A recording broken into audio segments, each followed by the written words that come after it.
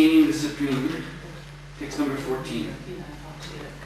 This reads, Ananya Cheta Satatam Yomam Smarati Nityashaha Tasyamam Sulabha Parta Nitya Yuktasya Yoginaha Ananya Cheta, without deviation of the mind. Satatam, always. Yaha, anyone who. Mam, me. Krishna. Smarati, remembers. Nityashaha, regularly. Tasya, to him. Aham, I am. Sulabha, very easy to achieve. Parta, Osanaprita, Nitya, regularly. Yuktasya, engaged. Yoginaha, for the devotee. Translation and purport by His Divine Grace, For one who always remembers me without deviation, I am easy to obtain, O son of Prita, because of his constant engagement in devotional service. Purport. This verse especially describes the final destination attained by the unalloyed devotees who serve the Supreme Personality of Godhead in Bhakti Yoga. Previous verses have mentioned 4 different kinds of devotees: the distressed, the inquisitive, those who seek material gain, and the speculative philosophers. Different processes of liberation have also been described: Karma Yoga, Jnana Yoga, and Hatha Yoga. The principles of these yoga systems have some bhakti added, but this verse particularly mentions pure bhakti yoga, without any mixture of jnana, karma, or hatha, as indicated by the word ananyachetaha. In pure bhakti yoga, the devotee desires nothing but Krishna. A pure devotee does not desire promotion to heavenly planets, nor does he seek oneness with the Brahmajyoti, or salvation or liberation from material entanglement. A pure devotee does not desire anything. In the Chaitanya Charitamrita, the pure devotee is called Nishkam, which means he has no desire for self-interest. Perfect peace belongs to him alone, not to them who strive for personal gain. Whereas a Jnana Yogi, Karma Yogi, or Hatha Yogi has his own selfish interests, a pure devotee has no desire other than to please the Supreme Personality of Godhead. Therefore the Lord says that for anyone who is unflinchingly devoted to Him, he is easy to attain. A pure devotee always engages in devotional service to Krishna in one of his various personal features. Krishna has various plenary expansions and incarnations such as Rama and Nrsimha, and the devotee can choose to fix his mind in loving service to any of these transcendental forms of the Supreme Lord. Such a devotee meets with none of the problems that plague the practitioners of other yogas. Bhakti Yoga is very simple and pure and easy to perform. One can begin simply by chanting Hare Krishna. The Lord is merciful to all, but as we have already explained, He is especially inclined toward those who always serve Him without deviation. The Lord helps such devotees in various ways. As stated in the Vedas, Kathopanishad 1.2.23, Yam evaisya vrinute tena labdhyas tosyaisya atma vibrinute tanum svam. One who is fully surrendered and engaged in the devotional service of the Supreme Lord can understand the Supreme Lord as He is. As stated in Bhagavad Gita 10.10, Nadani Buddhi Yogam Tam, the Lord gives such a devotee sufficient intelligence so that ultimately the devotee can attain Him in His spiritual kingdom. The special qualifications of a pure devotee is that he is always thinking of Krishna without deviation and without considering the time or place. There should be no impediments. He should be able to carry out his service anywhere and at any time. Some say that the devotee should remain in holy places like Vrindavan or some holy town where the Lord lived, but a pure devotee can live anywhere and create the atmosphere of Vrindavan by his devotional service. It was Sri Advaita who told Lord Chaitanya, "Wherever you are, O Lord, there is Vrindavan." It's indicated by the word satatam in nityashaha, which mean always, regularly, or every day. A pure devotee constantly remembers Krishna and meditates upon Him.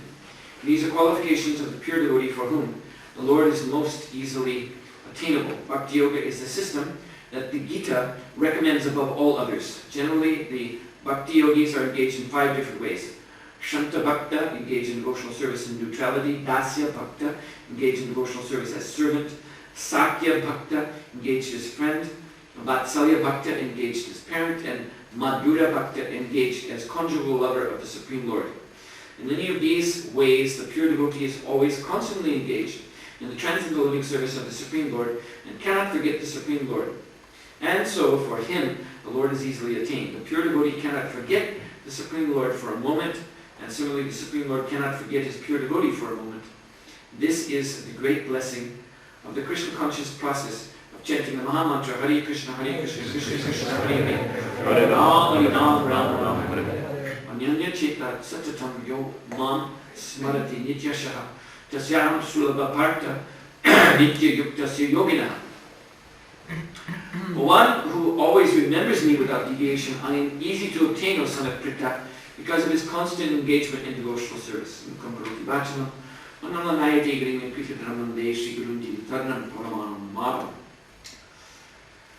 So this verse is in chapter 8 of Bhagavad Gita. And this chapter is called Attaining the Supreme.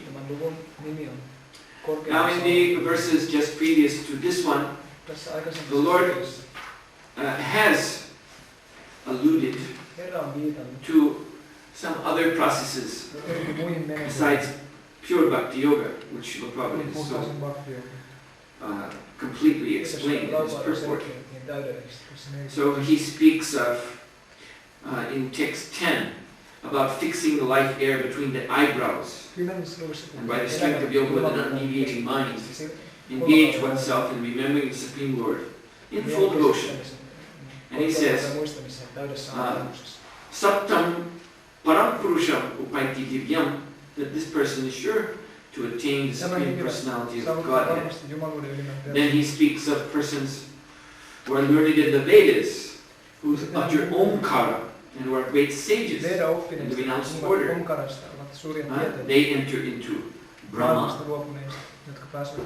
He speaks of detachment in text 12. He speaks of closing the doors of the senses and fixing the mind and the heart and the life air, bringing the life air to the top of the head. In this way we can establish in yoga. He speaks of vibrating the sacred syllable Om and thinking of the Supreme Personality of God. And in this way quitting one's body, and in this way one will surely reach the spiritual planets.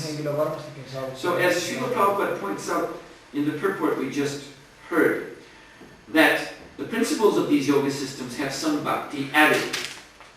So in each of these verses, prior to this one, Krishna is going over some of the processes that will be found in Karma Yoga, Jnana Yoga, Hatha Yoga. He's mentioning these processes, and he's also saying how while doing these, one should remember me, one should remember the Lord. In this way, one will attain the goal of that yoga system. And then it's clear that the Lord is indicating that these persons, by remembering Krishna, they will attain the spiritual destination. But having gone over these other processes mixed with bhakti, now in text 14, Krishna begins the words Ananya Cheta. Now this means Chetaha means consciousness. Ananya means not with another, not mixed with something else. This is, in other words, pure consciousness, and Satatam, always. Now he's speaking about those who are always situated in pure consciousness. And as Srila Prabhupada indicates in his purport, he's referring to a verse in Chaitanya Charitamrita, Bhukti Bhukti Siddhi Kama,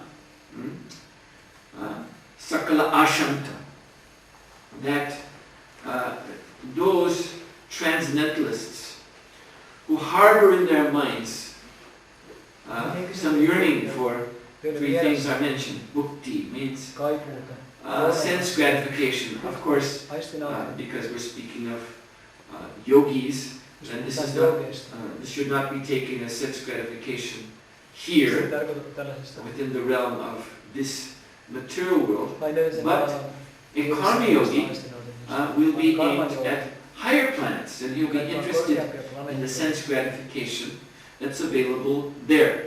And that sense gratification is, compared to here, very exalted. It is conducted in a material body, but a material body which, relative to these bodies here on this planet, are pure. They're not pure in the sense of being spiritual, but they are very long-living, very beautiful, very sattvic, composed of material elements in their prime forms. Like one may have an airy body, or one may even have a mental body, a mind body, in these higher planets, or a body of buddhi, intelligence, in these higher planetary systems. A body of fire. Fire is considered a pure. So, this is exalted compared to earthly sense enjoyment, but nonetheless, mukti means material desire. Mukti, as Prabhupada points out here, salvation or liberation from material entanglements. So this is even beyond bhukti. One who is mumukshu desires liberation. He doesn't want to be entangled in such gratification, whether here or in heaven. Then siddhi means, in addition to being freed from material entanglements, one wants to be able to exhibit mystical powers. And in yoga, there is even, we could say, it's not simply to exhibit mystical powers for tricking other people, to do some cheap magic. That is misuse, but the yogi wants to ascend to higher and higher levels, to pass through the layers of the universe and enter into the Brahman, or even try to enter into Kailash, or even Vaikuntha Loka. Durvasa Muni could even go to Vaikuntha. And so for this, he likes to be able to have mystic powers, passing through the layers of the universe. It's not easy to do.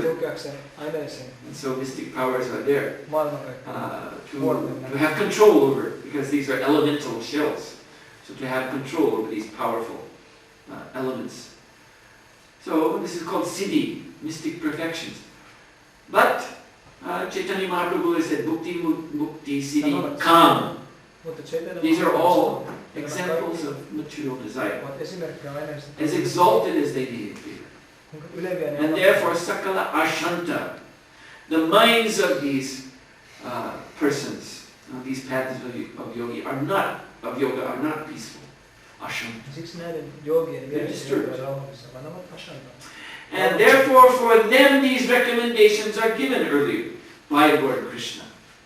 This is to help them in their way to get control over their agitated minds, to fix the life air between the eyebrows, to chant the syllable Om, and so on and so forth.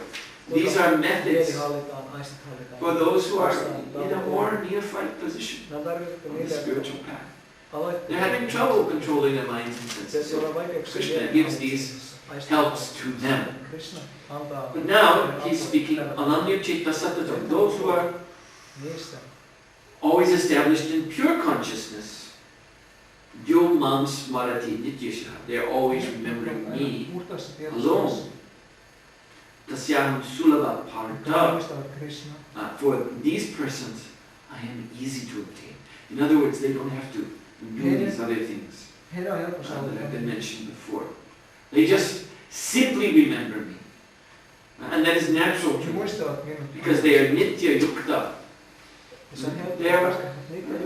They are eternally linked to me. So they are, again, as the Lord has said in the end of the 6th chapter, he's here again using the word yogina, and Prabhupada translates this as the devotee.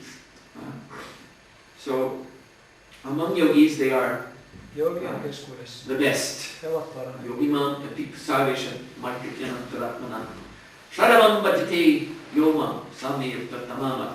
Krishna says, this devotional, this yogi who is a yogi in pure devotion, he is the best. So, Krishna says their process is simply to remember me. Now, who is this Krishna that we are remembering?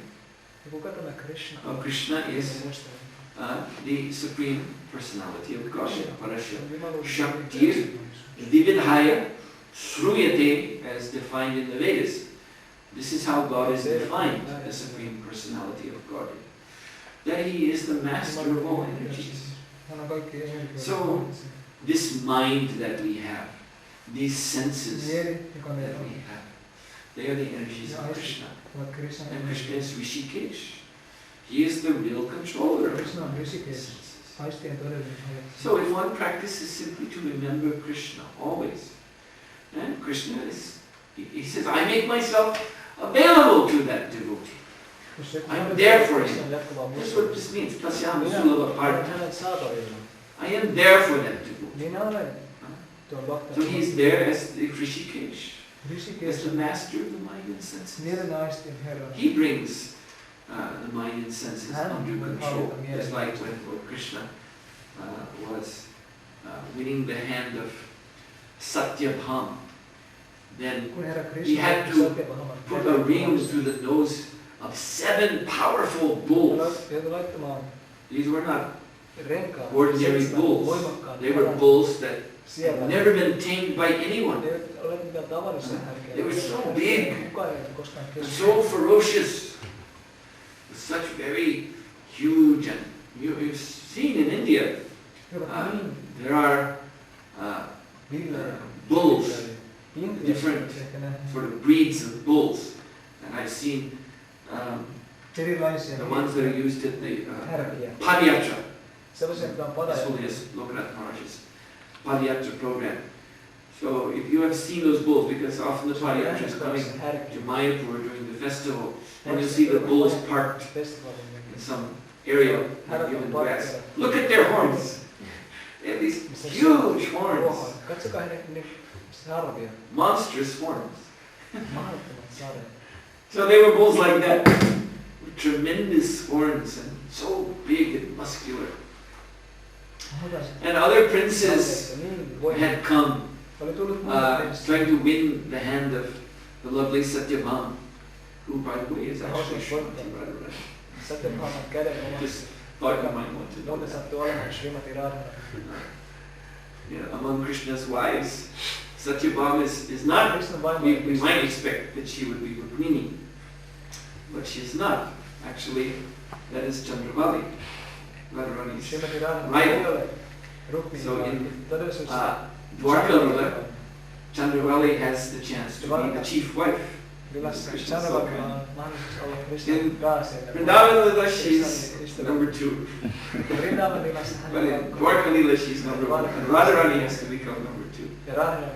But that is also, that is simply intensifying her love for Krishna. That perfectly fits Radharani's mood. She's always in great anxiety about Krishna. That carries over into Vrindavan because she's the second queen. Now in Dwarka, because she's the second queen. So anyway, try to win the hand of the lovely Satyabhama. Many princes and kings came to tame these bulls. And Prabhupada writes in the Krishna book that they all had to flee away with broken bones. These bulls were simply intolerant of anyone who would come. But you see, Krishna, he's Gopal. He's an expert cowherd boy. He knows how to. You see, the Kshatriyas, that's not a field of their expertise anyway. To take charge of bulls and cows, but that's Krishna's own special expertise. So these 7 bulls, he easily subdued them and put ring in their nose. And Satyabhama's father was very, very pleased because he knew that Krishna is the rightful husband for wife. So, just like Krishna is able to so easily subdue 7 powerful bulls, so we have this body of 5 kinds of active senses, 5 kinds of knowledge-acquiring senses. We have a subtle body of mind, intelligence, and false ego. And we cannot subdue these powers by ourselves. Of course, that doesn't mean that then we should just say, oh, it's hopeless, and then adopt an attitude of giving up the attempt altogether. No, that is not the proper response to the troublesome mind and senses. Rather, we should teach Krishna. We should want the day being controlled by the Lord, and we should endeavor to invite the Lord into our lives that He will do that, and that means we have to begin the process of devotional service very carefully, always praying for the Lord's mercy. Always confident that Krishna can easily do this, as He subdued these 7 bulls. And so this is what Krishna is telling Arjuna. It's very plain language. This tasyaham sulabha parta. I am easily obtained simply by one who remembers me always. And Srila Prabhupada points out here that Bhakti Yoga is very simple and pure and easy to perform. One can begin simply by chanting Hare Krishna. This is the super excellent way to cultivate constant remembrance of Krishna. To chant Hare Krishna, Hare Krishna, Krishna Krishna, Hare Hare, Hare Rama, Hare Rama, Hare Hare. To chant the holy name and to serve the mission of the holy name, because the holy name is Krishna Himself. So chanting and showing eagerness to serve the Sankirtan mission. This way we attract Krishna's mercy.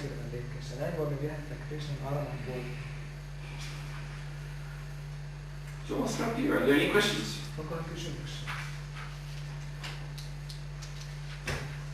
Yes? Maharaj, in the purport, Srila Prabhupada mentions the Shanta Bhaktas. So how are they engaged in the service of Lord Krishna? Yes, well,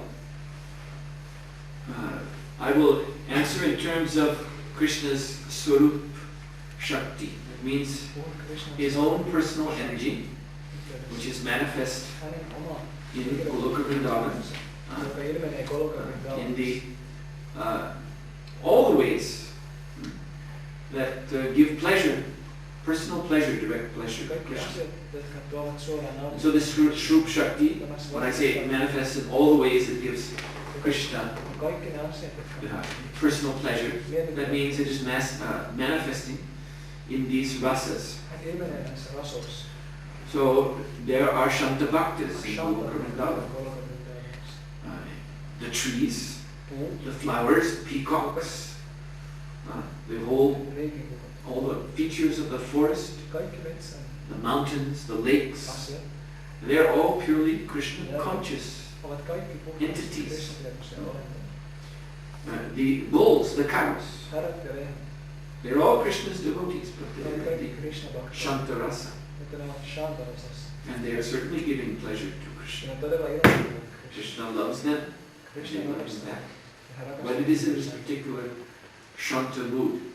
Now, I have mentioned this Swarup Shakti to point out that these devotees there in Goloka Vrindavan are in a unique position. In other words, there are others, there are conditioned souls who try to ascend to transcendence by way of this Shanta mood, in Lord Chaitanya's explanation of the Atmarama verse, he speaks of 13 levels of Kshantaras, as can be seen in these yogis who are seeking liberation. And it begins, the first of the 13 are those who are trying to realize impersonal Brahman, the Brahma bodies, Brahman realized. They're called Shantas.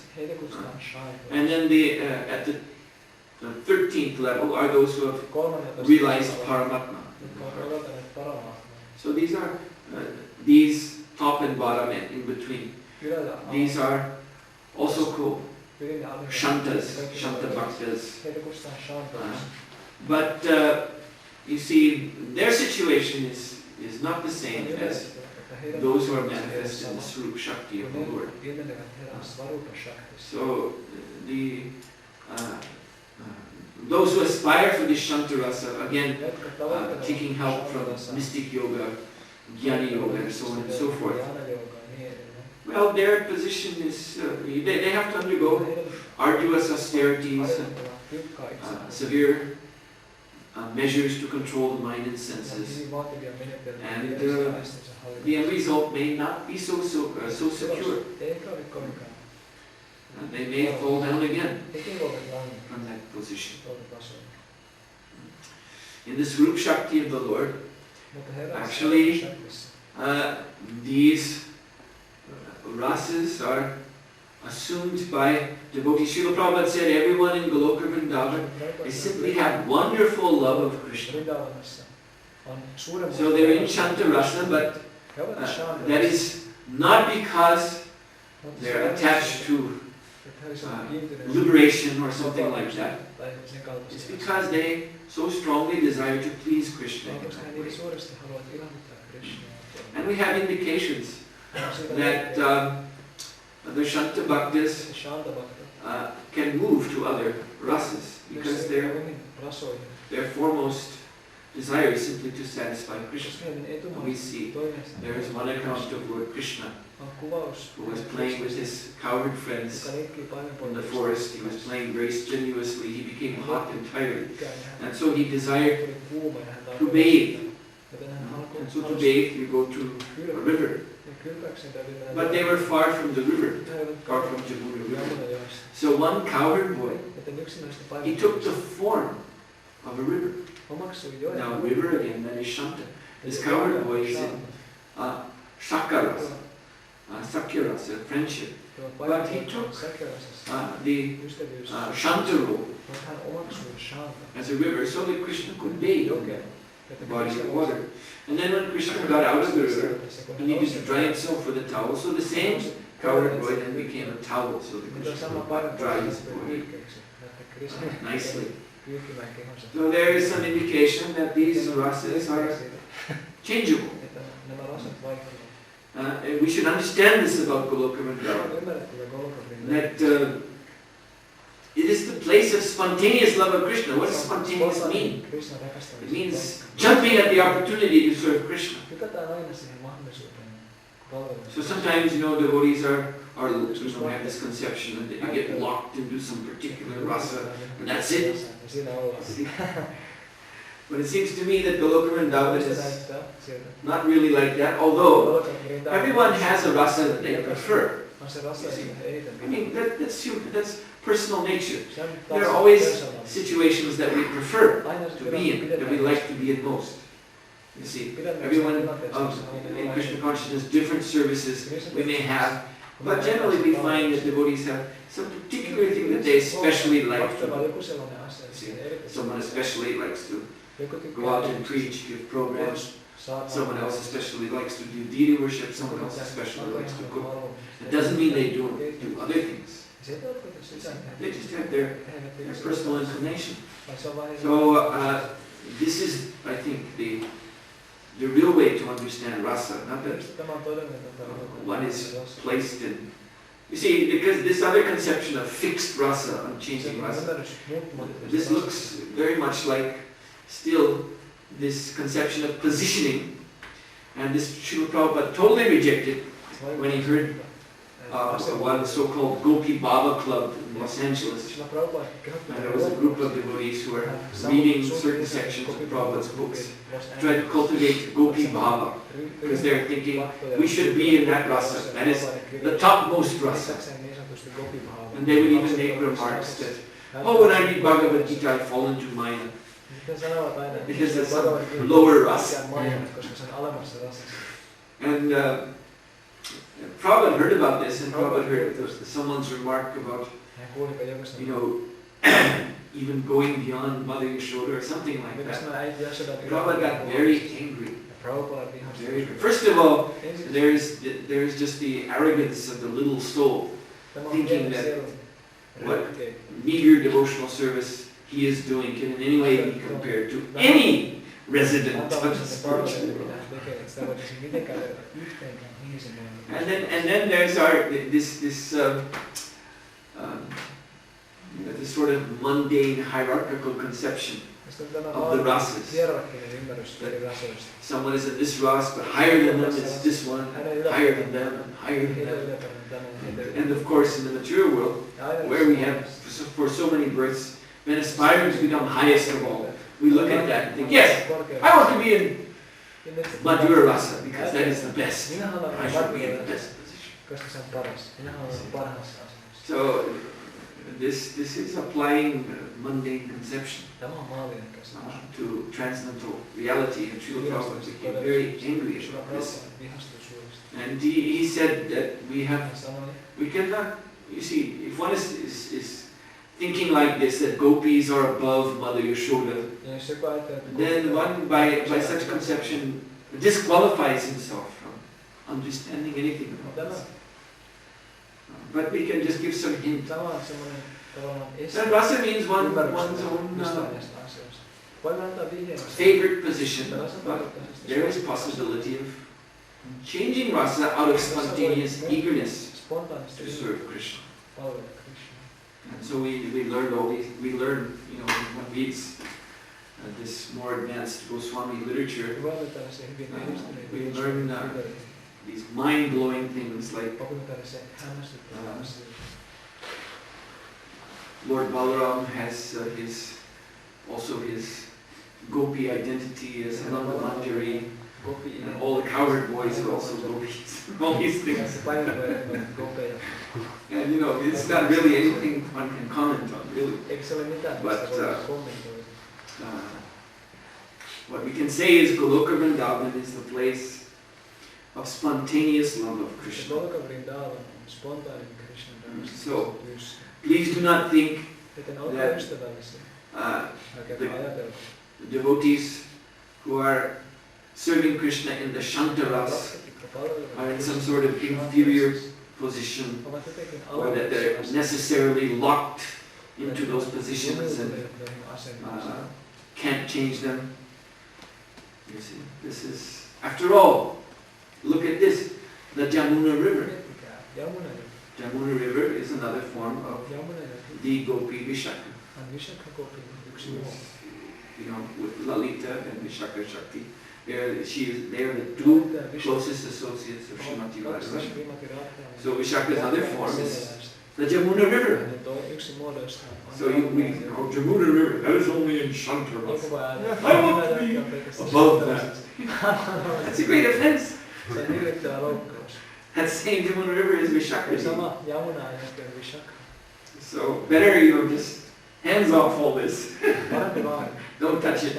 Stay away from it. Just chant Hare Krishna and try to become purified, because we can only enter into these topics by the grace of superiors. Okay? I'm going to stop here. Thank you very much. Bhagavad Gita.